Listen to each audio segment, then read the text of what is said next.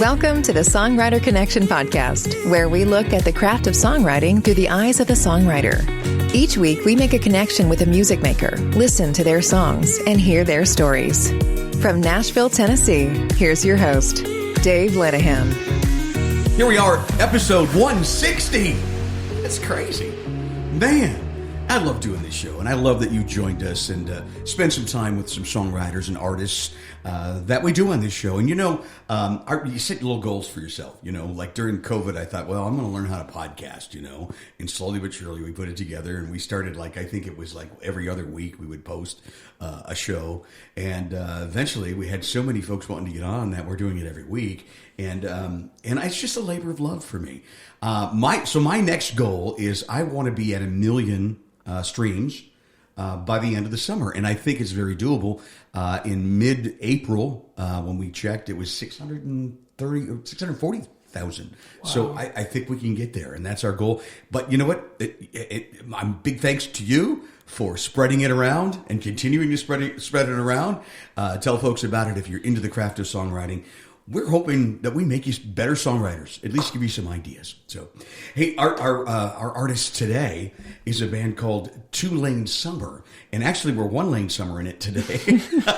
Chris couldn't make it, but Joe is here. Joe Hanson. Hi, Joe. How are you? I'm good, man. How are you? Thanks for taking time to be on the show. It's really great to meet you. Dude, thank you for having me. I appreciate it. We've got some friends in common. It's a little big town, And Cherise Boltori called me up. She goes, I only get you the best acts, And I go, I know, Cherise. You got to put 2 Lane Summer on because they're amazing and they're doing great things. And that was good enough for me. And then I'm taking a walk the other day, and I love to listen to podcasts as I walk.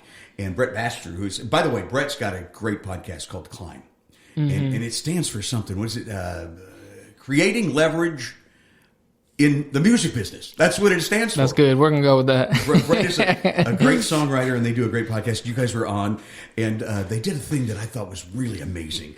They picked a song title, and then you guys had to come up with a way to write it. That's right. Check it out. Listen to it. It's just fantastic. It gives you a real look into the process of writing a song. I also have to say, Cherie Spoltori, I want you to go and look up Global Songwriter Connection. Now, there's no connection to Songwriter Connection, but Cherie is amazing, and what she does for songwriters and artists in this town is beyond belief. She's recently put into the Source Music Hall of Fame, so congratulations for that. GlobalSongwritersConnection.com. Check it out and become a member if you want. She has helped a lot of people, and there's all kinds of things that she can help you with. And when people are coming into town and they ask me, what's the next step? I always say, you got to make an appointment with Cherie. You have to. You walk out of there you're floating on air. Oh, yeah. Yeah. She's amazing. She's really good at encouraging people and help them see the vision that they might not necessarily know how to get to. Yeah. Yeah, you just leave her place and you're like, I got this. Yeah. She really is something. Gotta love her. 2 Lane Summer. Okay, let's start with the name. Where did that come from? Man, I remember when we first got together, we'd had a few ideas. I don't remember the other ones, but I do remember our manager was like, "Hey guys, we're starting to pick up steam," because for a while we had been posting mashups and covers and stuff just on our individual pages. We didn't have an official name yet. So I remember he was like, "Hey guys, we really got to lock a name down and just be brainstorming." And so I remember my wife and I, we were at Holiday World when we were trying to figure this out, just riding roller coasters. And I remember she had thrown out the idea of 2 Lane. And I was like, I love that. But there was an artist, not a major artist, but just somebody had already taken the name 2 Lane. And I was like, dang it. And our manager loved 2 Lane. He's like, dang, that's really good. Let's just think on it. And he's like, what if we just throw summer on the end of it? Just a cool visual. Loves summer. Everybody loves summer, dude. So we're like, all right, we'll live with it. And obviously the abbreviation 2LS, we're like, we were trying to 2LS. I like that. 2LS, man. We were trying to. It is the number 2. It's not TWO. It is the number 2 because that's hip. Yeah, that's it. We had to stay hip. So yeah, we started running with 2 Lane Summer, and just kind of, it's one of those things where like when you hear it, it's kind of weird at first, and then you get so used to saying it that it's like, oh yeah, it's a thing. Been there all along. Yeah. So how did you and Chris hook up? So say story. So Chris and I moved to. He's from Mississippi. You're from Chicago, right? Correct. Two sides, Yeah. Seriously, I was super far north. He was a little more south, and south. Yeah. Geography ain't my thing. That's why I do music. I did. They said there wouldn't be any math or geography on this podcast. That's why you're here. Man, I left college. I left that behind me. Goodness. Yeah, that's why I can't quit. I'm not going to do geography major. If I quit music, it's not going to be geography. That's right. How did we Did you both come to Nashville? And you met here, right? Correct. Okay. So I grew up in Naperville, Illinois. Chris grew up in Jackson, Mississippi. And he moved to town, I would say, about 8 years ago. I moved about 6. Okay. So he was doing it about probably 2 years longer in town. And I was doing it back in Illinois, just open mics, trying to write songs that I thought were good at the time. So I look back, weren't, but I moved to Nashville 6 years ago, and I was trying to land a publishing deal to write songs, and Cherie was walking me around to a few people, and just didn't really find the right home at that point. And I had a buddy, Matt Rogers, actually had mentioned Ash Bowers, and he said, hey, I know this dude Ash, he's awesome manager, always looking for great talent, you should get connected with him. And I had told Cherie, and she was like, done. And so just like that, I had a meeting set up with him in a couple weeks, and I went in, played some songs for him. It's funny. I probably shouldn't tell this story, but why not? I remember taking this. I'm totally digressing. You're gonna have to pull me in. I have these squirrel train moments all the time. So good. These are the best. Man, I remember taking that meeting with Ash, and you gotta dress the part. Yeah, like you can't just roll up like. So I go in my, probably. Did you have a suit on? Very similar, not a suit. That's too formal. Just my standard, like the skinny jeans, the boots, the nice shirt. My favorite. Hat or no? You know what? I don't remember because I had long hair back then. Oh, okay. So you picked up podcasting during the COVID. I picked up growing my hair out to my shoulders. So did I for a while. I think everybody had the COVID flow. We experimented with it. Yeah. So I don't remember, but I do remember it was my favorite pair of jeans, and I get there and I'm getting ready to go in, and I look down and there's a huge rip in my jeans. Oh no! And the place you don't want the rip, and I'm like, this is horrible. I mean, this is over before it began in my mind, so I'm like, this is great. No. I remember sitting on his couch, I had to block it out because I'm meeting a dude that I'm super nervous. I'm about to play him some songs. My mind has already forgotten there's a rip in my pants. So I'm sitting on his couch, just like covered it up with your guitar.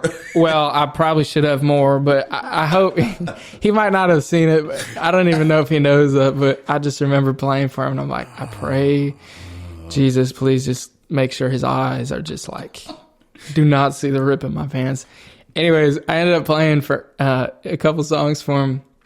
And he really liked them, and he had got me set up with a few of the writers at Wide Open just to write and kind of do that dating process as a songwriter, just start writing with their crew and see how it goes. And didn't hear anything from Ash for a couple weeks, maybe a month or something, and randomly one night I get a text, and he's like, hey dude, it's Ash. How would you feel about being in a duo? Wow. And at that point, I had never even considered the option because I had been doing it so long solo for 6 years, and obviously prayed a lot about it, and got a piece. And he connected me with Chris, and he's like, hey guys, obviously no pressure, we don't want this to be had you ever met before? Did you ever write together or anything? We'd never written. I never knew the dude. I didn't even know he existed up until that point. Wow. And Ash was very good with, you don't want to be forced. So he was like, hey guys, obviously I think you guys are both great. I think you guys would make an awesome duo. No pressure. See where it goes. Mm-hmm. And so Ash had set us up with the intention of putting us together as a duo, but obviously if it didn't work, it was, can't make it work. Right. So But fortunately, it's worked so far, huh? Fortunately, it has worked. You guys sound so good together. Your voices blend. In fact, let's play something right now. You're going to release a new version of the song I'm going to play right now coming up. Well, it's out by now. This is God Made You. So, God Made You. Did you guys write this too? We did, yep, with our buddies. Ash was co-writer, and Mike Mobley. Mike Mobley. And Ash, by the way, a big manager, producer, writer in this town, managed Matt Stell, who had a big hit not too long ago, and Jimmy Allen too. But so here's Tulane Summer, and Joe, thank you so much for joining us. This is God made rivers to carry the rain away. He made that sunrise to start up the day. He made mountains and deserts, one hell of a few. If you ever wonder why God made you, this old world needed one more angel and it's shining, all her beauty in it, heart of gold. And he broke the mold. He knew you'd be everything I never had, best friend, better than a better half. Yeah, it's true, baby, that's why God made you.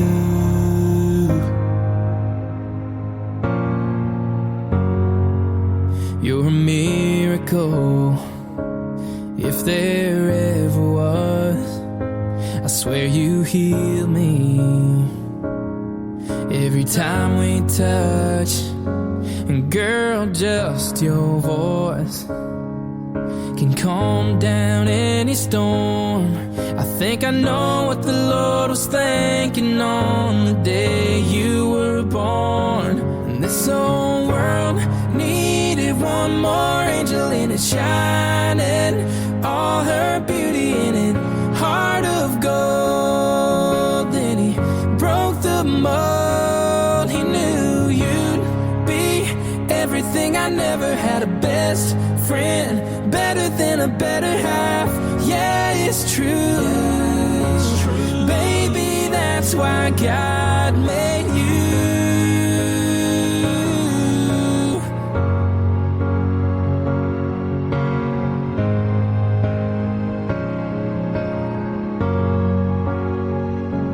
This old world needed one more angel and it's shining, all her beauty in it, heart of gold. Then he broke the mold. He knew you'd be everything I never had, a best friend, better than a better half. Yeah, it's true, baby, that's why God made you.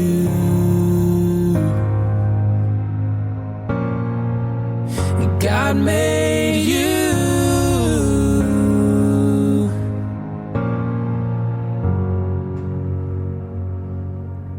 Amazing. Thank you, bro. 2LS, right? 2LS. Tulane Summer. Joseph's our guest, and what a great song. That's so beautiful. And that's more of a keyboard piano-driven, more stripped-down version of the one that's out there right now, right? Correct. Yeah, that's just a piano demo. And Chris did that. Chris did that. Prophetic. Yes, he keys player, man. He's no like, wow. It's not even fair when you get in a room like, dude. He could like pick up that candle and make it sound good. Like, it's amazing. He's just a phenomenal player. Musical genius, probably. Yeah. Seriously, yeah. He's producer as well. But he's producing too? Is he producing so he'll produce like the keys he did for that. Ash is producing all of our stuff right now, so he oversees and produces everything. But Chris was playing the keys on that. He's just That's amazing awesome. keys Really player, is. man. Really is. Now, and I want to get back to the writing of that song, but I want to say, now, Chris, he came up doing that kind of those mashups and things, and became a real TikTok sensation, didn't he? He did. Real viral hit, you know. So, yeah, 100%. Yeah. It was interesting. Like, I feel it's so funny. Only God could plan this, but like, Chris was killing it in the social media. I don't know how much writing he was doing or getting plugged into the Nashville writers world, but I know he was killing it on the TikTok, social media mashups, crushing. Yeah. And I was doing the solo stuff, doing as much as I could. I was doing a little bit of that, but obviously not to the same scale as Chris was. Right. But I was very heavy, I would say, in the writers world, just expanding my network of writers, just writing, building my catalog like crazy, really working on the writing craft. And it's crazy, man. When we got brought together, it's like both the things that neither of us were working on as much as the other.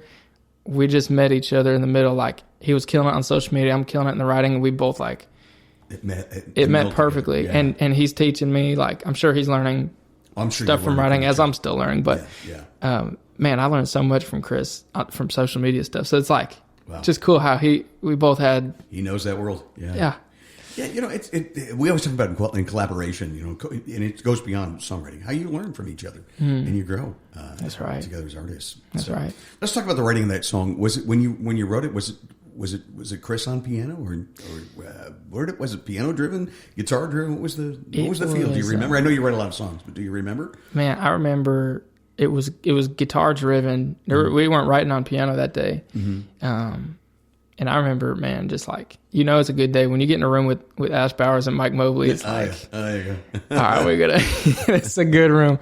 Yeah. So we were excited, and I remember Mike Mobley came in with the title, "God Made You," and I think it was just right around the time when our love stuff might have been starting to catch a little steam, and so I think we were probably in the direction of like, hey, let's write something for a girl or like something love, and Mike Mobley threw that title out, and we were like, let's do it. That's awesome. Ash gets his guitar, obviously. I don't remember who ended up doing that, but as soon as a good idea goes out, all the guitars, and then everybody's like, hold on, who's something's falling out here. Yeah. I love that feeling. Yeah, that is a good feeling. It went quick. Yeah. And I remember we wrote it like Mike Mobley. If you've never heard him sing, it's like Rascal Flatts level. Oh, no kidding. Like, he's up in the stratosphere.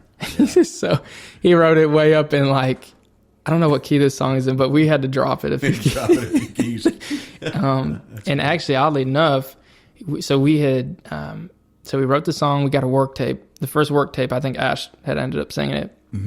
And I think we just had intention of like, we'll do a little track for it another day. But so we had a little work tape Ash sang that we were living with, and Mike Mobley went on to build out his own little version of it.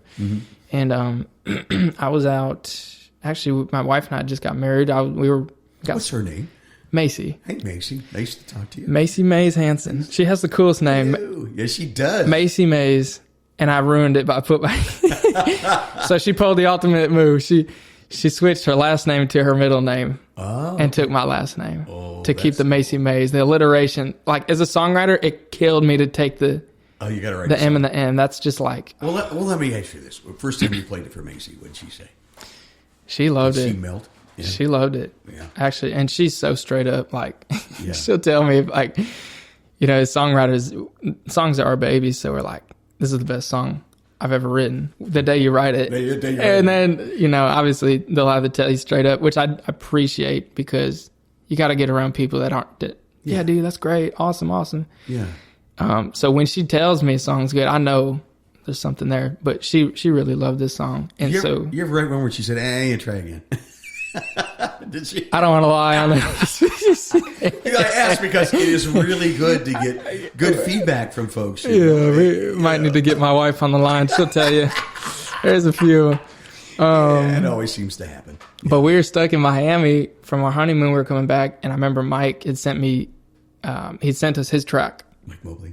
And dude, it was so good. I actually remember listening to this song, and this is one of the few songs I've heard that I just started like getting emotional when I heard it, and sometimes I still do. Just reminds me of my wife, and just it captures that special feeling. So it's like when I heard his version, I was like, if it's making me cry, bro, like I know something's here. And oddly enough, somehow it had ended up in Gary LaVox's camp from Rascal Flatts. No kidding.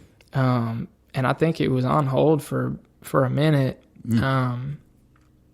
And obviously, you know how that world is. Like, you hear something, you get excited, you don't hear anything for maybe ever. Maybe ever. Yeah. And then it just got to the point where we're like, this song's a smash. We're going in the love direction. Like, guys, if this is going to blow someone up, it should blow Tulane up. Gary wants it, go for it. But like, we should take a swing at it. And we did. And that's great. Yeah. Going in the love direction. I wanted to talk about that. In fact, there's going to be the name of our podcast. Going in the love direction. It's like this new romanticism type genre popping up in country music, and I think it's good. But you guys seem to fit that mold and fill that hole, I want to say. Not mold, that hole. There's been a hole there, you know. For real. And I think it's funny because, you know, we had gotten in, and as I said earlier, like, I grew up, and Chris is very similar. I mean, we listened to a lot of music growing up, but me particularly, I think my parents brainwashed me with like Alan Jackson, Randy Travis, old school Keith Urban, old school Rascal Flatts. Sure. And I just loved country music. As I grew up, I, you know, had learned more modern bands like Florida Georgia Line and all those awesome acts. And so Chris and I mean, we just love the big instruments. We love the organic sound. Pop country is cool and all that. And, you know, we have influence from the pop world, the rock world. So we got all of it. All of it mixed in. Yeah. All of it. But we were like, man, let's just pick up where FGL left off because we love their music. So we were like, originally that's what we were chasing with Two Lane Summer. And very quickly, and we still have elements of that with songs like Summer on Fire. And, you know, you got to throw some in for the boys because. Yeah, you do. Yeah. So we still got some of that. But very quickly, our fans, as we saw on TikTok and Instagram, they were really resonating with the love stuff. Yeah. And a majority of our fan base is obviously predominantly women. And, you know, I think to your point, there is a need for that outlet. I think there is. There's so many songs about trucks I can listen to and ice cold beer, you know. But love songs to me have always been the hardest to write. Have they been that way for you, or did you always? You know, and I will say too, I think we're in there's a climate that country music is in where a lot of artists are writing about, you know, it's that toxic relationship, it's that breakup, it's that like, is that very dark, edgier, it's rock, it's got that kind of like, it'll make you depressed lyric, but I'm also like, that relational tension and that, a lot of people are writing about that. Yeah. And not a lot of people are writing love songs. They're not. See, and there's a whole, and we're like, it's not like we just picked it. It's like, these are what they're telling us. On their socials, this is what I want more of. Yeah. Yeah. So in a way, they kind of help direct our writing into like, okay, let's lean into this. But for me now, I mean, the love songs are the hardest to write if you don't have experience to pull from. Luckily, obviously, I'm coming up on a year of marriage now. My wife, I'd known her since. That's awesome. Yeah. Thank you, bro. Yeah. We met in the pandemic. We were a pandemic relationship. We had met through Instagram, oddly enough. Wow. And crazy God story with how all that played out. But she grew up in Pennsylvania, and I'm in Illinois. So, I mean, it was no other way but God to do that. Yeah. And got married last June, and she's given me so much to write about. Just I'll bet. Lots of inspiration. Lots of inspiration, man. Yeah. For sure. Is Chris married? Chris is not married. Not married. No, okay. No. Can we talk about him? He's not here. We'll talk about Chris. No. I might get a phone call when this comes out. Absolutely. No, let's move on to another song. You guys have a song that you've written, and I used to do a lot. When I was a young DJ, you know, in the Cleveland area growing up, we'd supplement our income by doing weddings and parties as a disc jockey. And I did more weddings. I mean, from Detroit to Buffalo to Columbus to Cincinnati. We did a lot of weddings. And the first dance song is always the hardest one to pick. So I'd always ask the bride, what do you want? And you'd get some crazy, I'm telling you, crazy things, you know. But you guys wrote like the song for weddings. Thank you, bro. If you're getting married, ladies, you got to listen to this next song. So I guarantee you're going to want this to be your first dance song. So tell us about First Dancing. First Dancing. Man, that was wrote it with one of my very best friends, Casey Timmer, Casey's great. Casey Timmer, man, he is. I hope he gets on this podcast. I want to get. I've asked him. He said, "Yeah." I just have to reach out and get him. That's going to be. If you're listening to this, you need to go eventually find the Casey Timmer version. And by the way, it's spelled Keeesy. Keesy. But he pronounced Keezy, but it's Casey. But it's Casey. That tripped me up when I met him. Yeah, and he wrote a lot of big songs with Kelsey Ballerini, and just a brilliant songwriter. Great guy. Yeah. Anyway, go ahead. So yeah, I mean, like I said, with Ash and Mike, you know, it's a great room. When you get in with Casey Timmer, you know it's gonna be it's gonna be fun. you're going to get a great song, and you're going to leave that place just feeling like energized. That's just Casey Timmer. He's just like a ball of joy. He really is. He's like if God just poured talent and joy and energy into one person, and that's just like, dude, you get the best songs with him because he's awesome. Yeah, you do. So we went into that room, and I think I had a title on my phone, just like, I'm trying to write moments now, because as a songwriter, when you go in, and it's so much easier when you know what you're looking for. Because I had spent 6 years, I didn't really know who I was as an artist, just writing the best songs and putting out good ones. Right. But with 2 Lane Summer, now that we know trying to chase that, we kind of know where to shoot the arrow. Right. And that's a lot of it. Finding out where to shoot. It is a the lot. arrow. Yeah. It's very hard. And so I had a title on my phone. I think I just had First Dance. And I was like, all right, it's got to be something like, that's a huge moment. I had just gotten married, like I said, and it was a special moment. So we're like, dude, like, I don't know. Chris brought this track in. We were writing on piano that day, and when I started playing that track, and I was looking through my notes, I was like, First Dance. And I looked at it, and I was like, dang, how do we? Because you felt the emotion from that piano track, and I was like, this would fit perfectly. But like, First Dance is kind of a lame title. Like, how do we make this cool? Right. It's just so straightforward. It's like we got to like twist it somehow. So important to come up with that, yeah. And I forget. Where to shoot the arrow. I love that. That's great. That's great. Doesn't always hit the bullseye, like I said. And I think just through talking, Casey and Chris and I going back and forth, like we eventually got to the point, like, first dancing. Okay, we're dancing, first dancing into forever, first dancing into forever with you. And when that line came out, we were like, whoa. Yo, I think that's the hook. And the rest, dude, fell out. It was one of those songs where God just pours it out, and like it happens. It had to have been like less than an hour and some change. I mean, it happened very quickly. Doesn't always happen. When it does, yeah, it's like magic. Yeah, I always get the chills on my. Dude, I know. Oh man, I'm getting chills now just thinking about it. Well, let's play it for you. First dancing. This is 2 Lane Summer, Songwriter Connection podcast.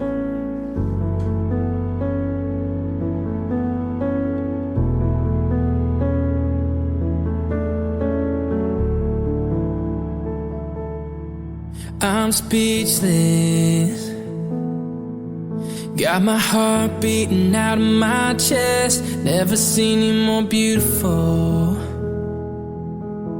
than you are right now in this dress. The song playing couldn't be more perfect, and we've been waiting, but the wait was worth it. Hands are shaking, just a little bit nervous. I can't believe that I'm first dancing into forever with you in slow motion, spinning you around this room. Mama's crying and Dad is trying not to, but I ain't lying. Every eye is on you. We got the rest of our lives ahead of us, so baby, hold on to me, and we can just be in this moment that feels like a dream come true. First dancing into forever with you. Girl, your left hand sure feels right with that ring, and I can't imagine anyone else ever taking my last name. From here on out, you can count on me. I'll be the one, gives you what you need. Through whatever kind of crazy life brings, I still can't believe that I'm first dancing into forever with you in slow motion, spinning you around this room. Mama's crying and your dad is trying not to, and I ain't lying. Every eye is on you. We got the rest of our lives ahead of us, so baby, hold on to me. We can just be in this moment that feels like a dream come true. First dancing into forever with you.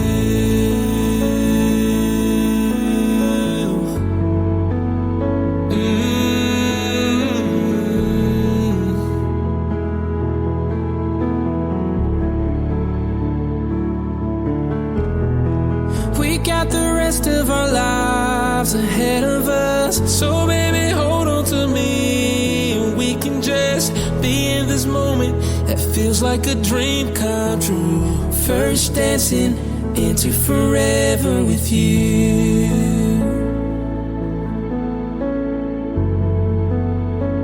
Into forever with you.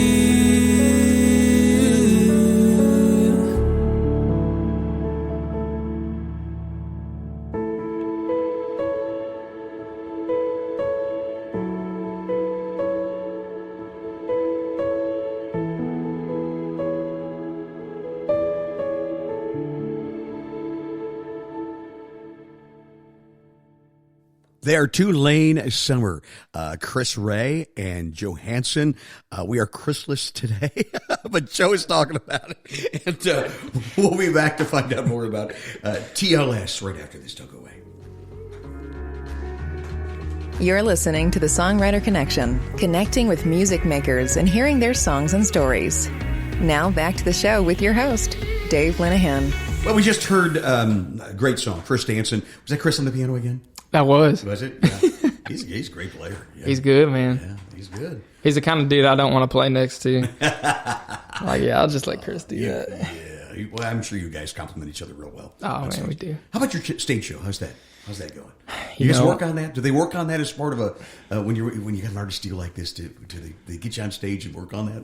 That's a great question. Yeah. We have only played, believe it or not, we've only played 2 shows. Really? One of them was acoustic for CMA Fest a year ago, and the other was a private event. Oddly enough, we actually played at the Country Music Hall of Fame. Wow. Which was super fun. Ford Theater there? That's beautiful. It was awesome. Yeah. So to my point, the industry is so different now that you really are doing a lot of stuff on social media to grow your fan page.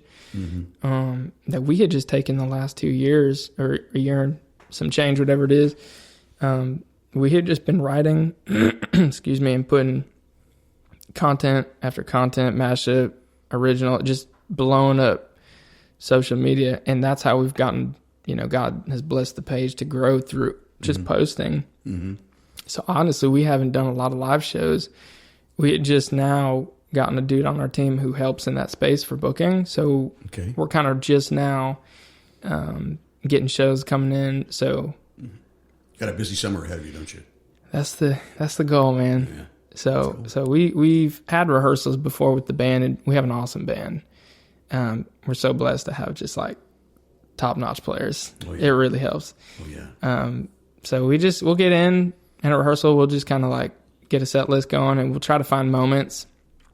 I've worked in the past with awesome people like Amy Wolter at Tom Jackson Productions. If you've never heard of that, Tom Jackson, like all the big names use Tom Jackson. I think he's worked on like Taylor Swift's show, like wow.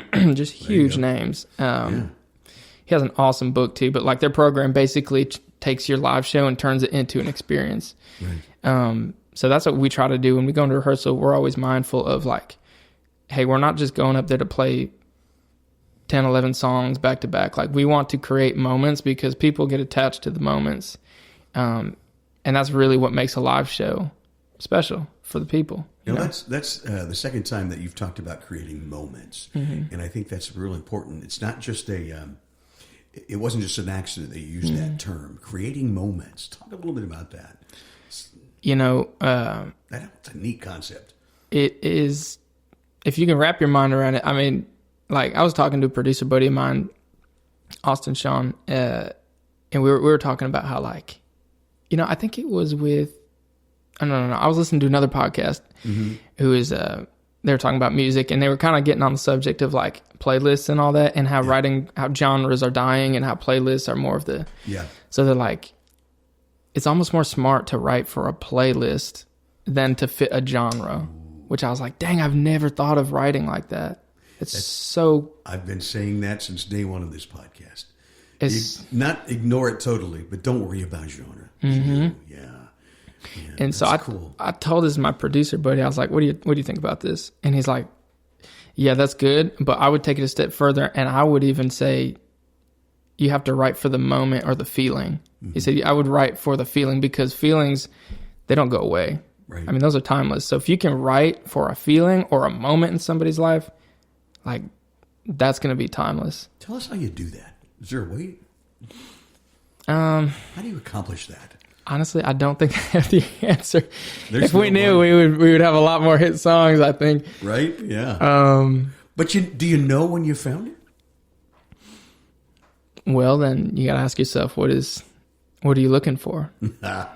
What is success? What is success? What is success? That's how you define it, as I've always said. Right. Yeah. I mean, I think for me, like with First Dancing or God Made You, I mean, at least for First Dancing, I mean, that's a moment in somebody's life. And if you can, because, excuse me, I hate to even use the term like product because I'm a creator, so, but you can't neglect the business side of the music. So no, you can't. No. To not call it a product is to just neglect that whole business side. And you have to have both the creative and, excuse me, and the business. You do. Yeah, you do. And so, like, if you think about it from a marketing point of view and a creative point of view, it's like everybody in life is going to have a moment, right? Exactly. Someone's going to get married. Somebody's going to have a first dance. Somebody's going to lose somebody. Somebody's going to have a brand new relationship. Somebody's going to go through a breakup. Well, my job as an artist and a songwriter is to provide a soundtrack for somebody's life. And so if I can be mindful of those moments that they're going to go through in life, it's my job to put product there for them to be able to, like McDonald's, like they exist because they feed hungry people. Right. When I'm hungry, McDonald's provides that solution. It's the same. Sorry. What a smash. Yeah. Talk about a moment. Yeah. You know, my wife and I just went to McDonald's yesterday. Apparently they have a different Diet Coke recipe than just like a regular fountain drink. My wife was asking me whether it's smoky Coke or something. I have no idea. I'm like, what is that? But my wife and I love Diet Coke, and we were just told that they have a different recipe. And I was like, you know what? I got to try it. And we went, and it was life-changing. Was it really? It was different. And I was like, they've been holding out. Oh, my gosh. Go get a Diet Coke from McDonald's. Anyways, back to it. You have to be able to provide, like if somebody wants a first dance, like I want to, as a marketer and as a person putting stuff into the creative world, I want to be able to have my soundtrack for them to listen to attach to that moment in their life. I think that's awesome, and I think you've hit it. It's kind of like capturing a moment. It's kind of like you think about a camera right away. And I've also I've heard people say, you know, when you're writing a song, it's where you're going to put that camera. But I also like you're saying about, you know, where to shoot that arrow, where you're going to aim that arrow, and then everything has got to be right toward that target. I mean, every line, doesn't it? I mean, you right to that where you're aiming that arrow. And as a songwriter, and we try to always do the lesson in the song here on the show, I think it's so important. Capture the moment, but define what it is, right? And find a place to put that camera, know where you're aiming that. Would that be good advice, you think? Yeah, 100%. I mean, that's what we've done, and it seems like it worked. Let's use this next song as an example, because if you can only see yourself through eyes that ain't yours. I mean, think about that. That is, you know what? You don't see you how I see you. So if you could see you through eyes that ain't yours, what a great concept for a song. So tell us about the writing of this, and then we're going to play it for this great song, a Two-Lane Songwriters. Thank you. I remember, so Chris and I had just started, actually, funny how God would have it. This was our first official scheduled write. Really? First scheduled write. I had met him the night prior. I invited him out to a write that I had with a couple buddies, but it wasn't technically like him and I getting together. Our first official one was the next day, and we wrote Eyes That Ain't Yours. And that was the first song we ended up putting out, and that was the first one that really took off for us. So it's just funny how that works out. But I remember getting in that room. We wrote it with me, Chris, and some awesome buddies, Dustin James and John Marlin. And I remember getting in, and it was just like, I don't think we had a groove or nothing. We were just getting in and just catching up, you know. In Nashville, you spend the first like 30 to 40 minutes just like catching up. Yeah, getting to know each other. Yeah. That's why you have to block off like the first It really is 4 hours because the first hour really is... have to. And a lot of times songs come out of those the way you're talking. Yep. You're starting to talk and you get on something and you go, wow, let's write that. That's right. We What just you wrote. said there. Yep. We had just written the other day. Same exact thing. We're just having a conversation, and the dude's like, "That's our title today." Mm-hmm. Yeah. I was like, "All right, let's go." Yeah. But I remember we got in the room. We were just catching up, just getting to know each other. Just like you could just feel the energy because, like, obviously Chris and I just met the night before. Like, still super fresh. Like, this is exciting. Like, we have no idea what this looks like as a duo, or we have no expectations. We're just shooting for the moon, and we're just excited and happy to be here. I remember that's kind of how we were feeling, and I remember God had given me that title, and I kept it in my phone, just Eyes That Ain't Yours, and I remember I threw it out, and then Dustin, I think it was either Dustin or John, it might have been both, started playing something on guitar. We wrote it on acoustic that day, and then John Marlin, he's an awesome producer, writer, so he was cooking up like a track while we were writing that and helping write it, and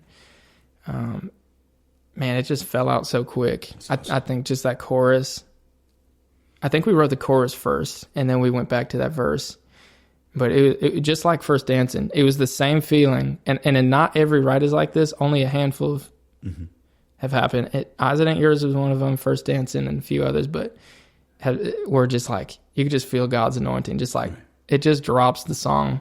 And it's so it writes itself essentially. And this was the first one you did. And this was the very first song. Isn't that incredible? Right on the shoot, man. Well, let's listen to it. Eyes That Aren't Yours, Ain't Yours. It's Too Late Summer on the podcast.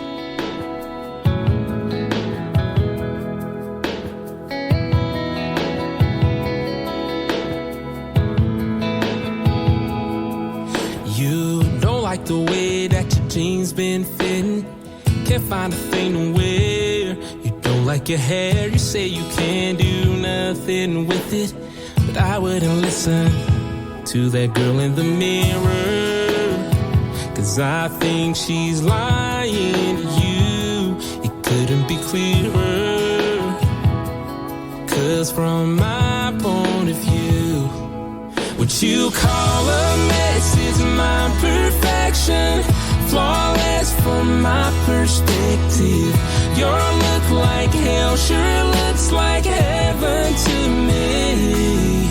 Yeah, you quit calling me crazy, 'cause you see what I'm crazy for.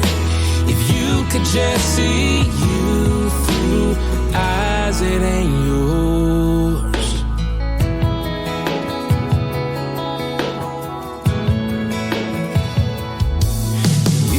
Walk in the room, every head starts turning. People can't help but stare. Girl, I'm not there, ain't got a clue what the good Lord's giving you. But baby, I do. What you call a mess is my perfection. Flawless from my perspective. Your look like hell sure looks like heaven to me. Yeah, you quit calling me crazy, 'cause you see what I'm crazy for. If you could just see you through eyes that ain't yours.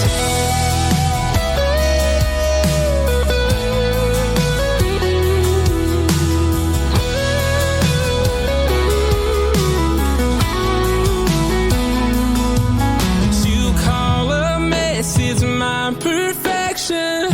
Flawless from my perspective. Your look like hell sure looks like heaven to me. Yeah, you quit calling me crazy, 'cause you see what I'm crazy for. If you could just see you through eyes that ain't yours, you'd see you like I do through eyes that ain't yours.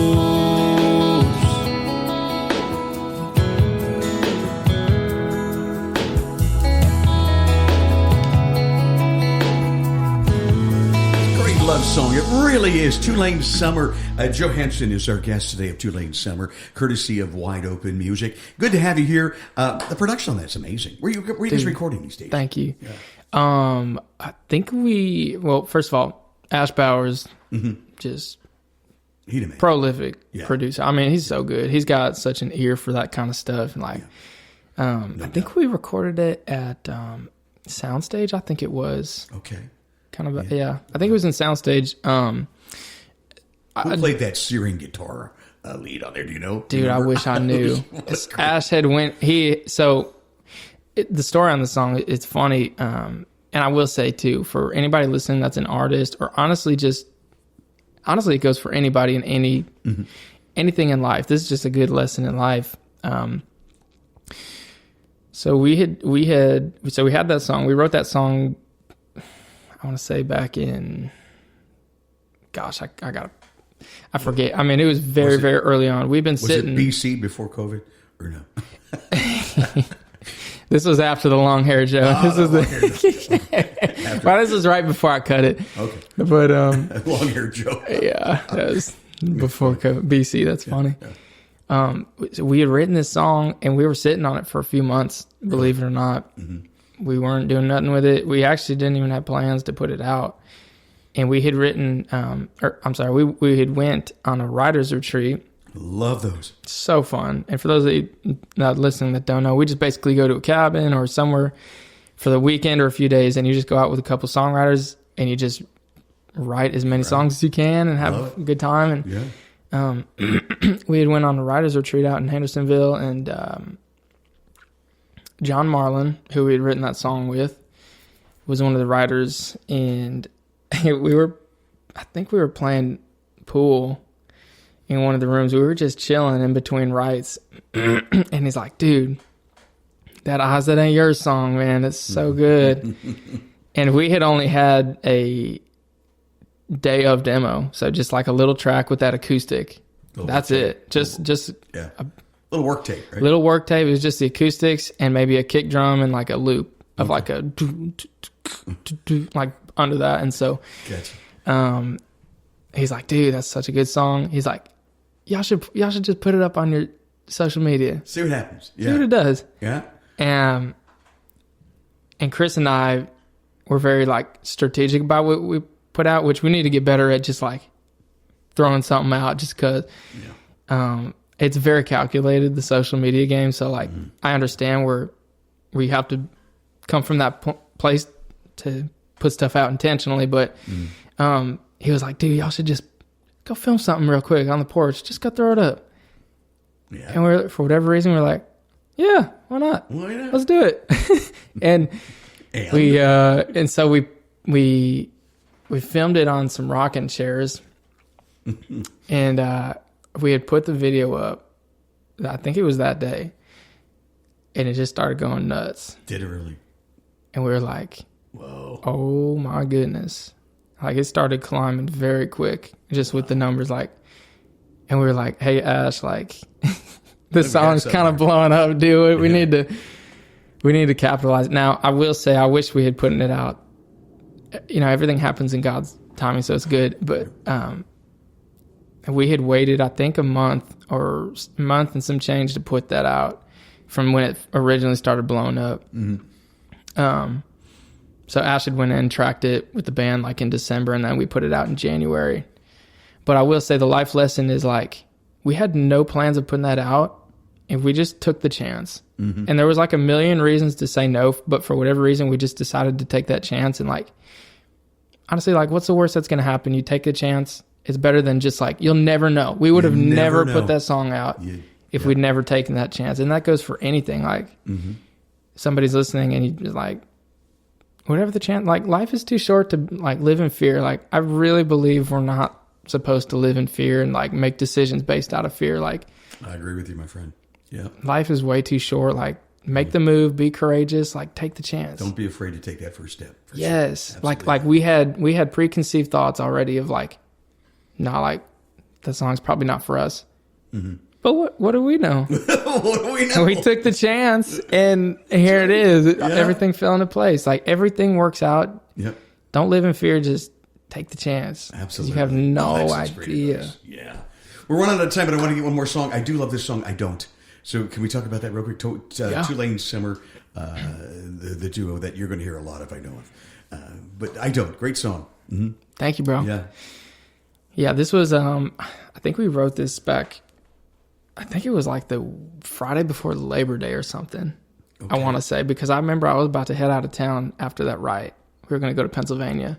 And we wrote it with Ash Bowers and Matt Rogers. Okay. Which was kind of cool because Matt was the one that ended up he had planted the seed to talk to Ash. So awesome. In a weird way, it was kind of cool. But man, this song was just, I remember Matt Rogers came in with that hook, I Don't, mm-hmm. and that spin on it. And him and Ash and Chris and them, we just started playing and it fell out. I think we had to work a little for this one. Mm. I don't remember it just falling out. Yeah. But I do remember when we got... This was another song. I mean, we just really didn't know what we thought we were FGL 2.0. So I will say, Chris and I feel like we were a little ignorant, but we were like, we knew it was a smash, mm-hmm. but we were like, is this Tulane? Is this 2LS? Like, we were doubting. Not the song. The song was awesome. It was a smash. We just didn't know if it was the brand we were trying to go for because it was a ballad. Yeah. And they'd written it on guitars and all that. And of course, Matt Rogers also phenomenal singer. So it was like mm-hmm. up in the stratosphere. We had to pull it way down the key. So in a way, you were still defining what Tulane Summer. We were still figuring it out. Still figured it out. Yeah, I don't think you ever really reach a point where you think you've got it figured out because you're always growing and evolving, don't you think? That's right. That's my philosophy anyway. So that's right. Let's listen to I Don't here on the Songwriter Connection podcast. Tulane Summer, Chris and Joe.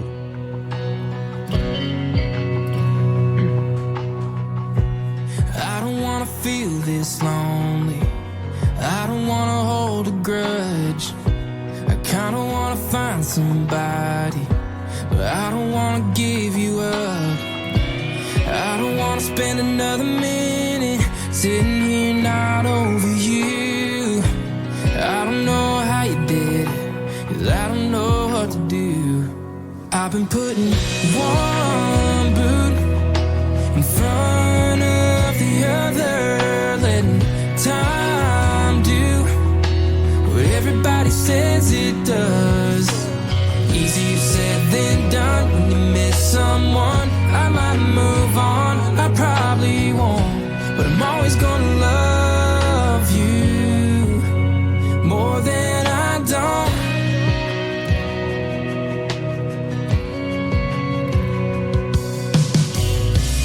I don't wanna walk these sidewalks downtown at 2 a.m.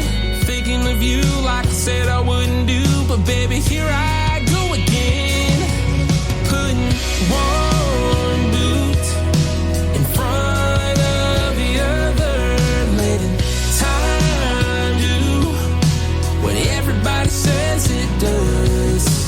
Easier said than done when you miss someone. I might move on, I probably won't, but I'm always gonna love you more than I don't.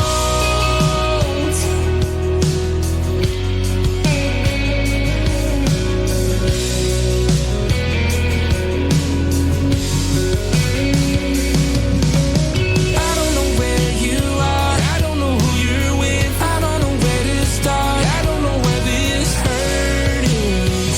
All I know is that I've been putting one boot in front of the other, letting time do what everybody says it does. Easier said than done when you miss someone. I might move on, I probably won't, but I'm always gonna love you more than I don't.